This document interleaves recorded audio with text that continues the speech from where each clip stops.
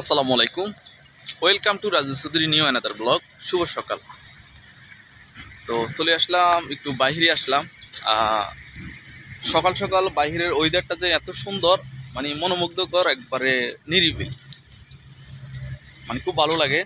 তো আসলাম একটু বাইরে।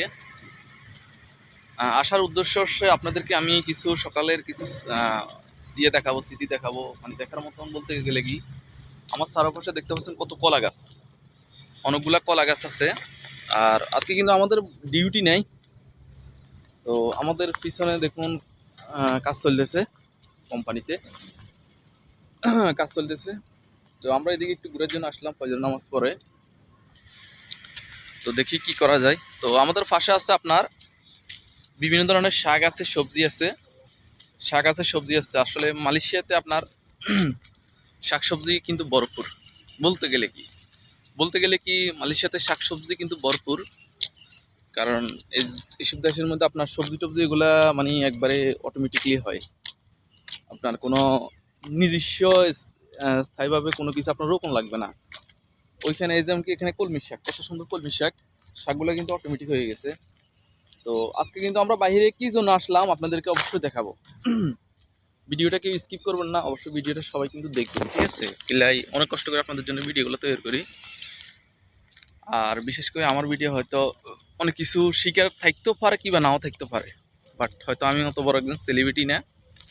জাস্ট হয়তো আপনাদেরকে আমি যতটুকু পারি কিছু একটা আপনাদেরকে দেখাই, ঠিক আছে? ভিডিওটা কেউ কিন্তু স্কিপ করবেন না। সাথে আছে আমার বাতিজা আছে।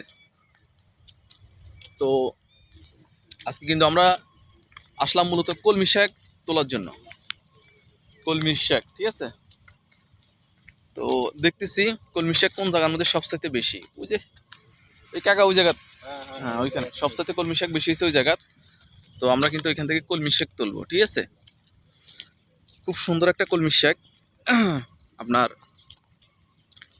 শাকগুলো যদি আপনি বাজি করে খান কিংবা আপনি মাছের সাথে তরকারি বানাই খান, অনেক সুস্বাদু একটা খাবার কলমি শাকটা।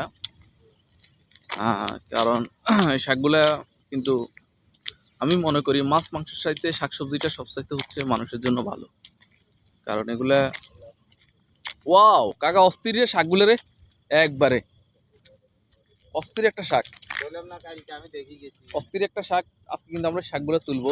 তো এর আগে আমি কাকা একটু মুতিলি, ঠিক আছে? তুই শাক তোল। তো আজকের ব্লগটা এই পর্যন্ত। সবাই ভালো থাকবেন। ওকে, আসসালামু আলাইকুম।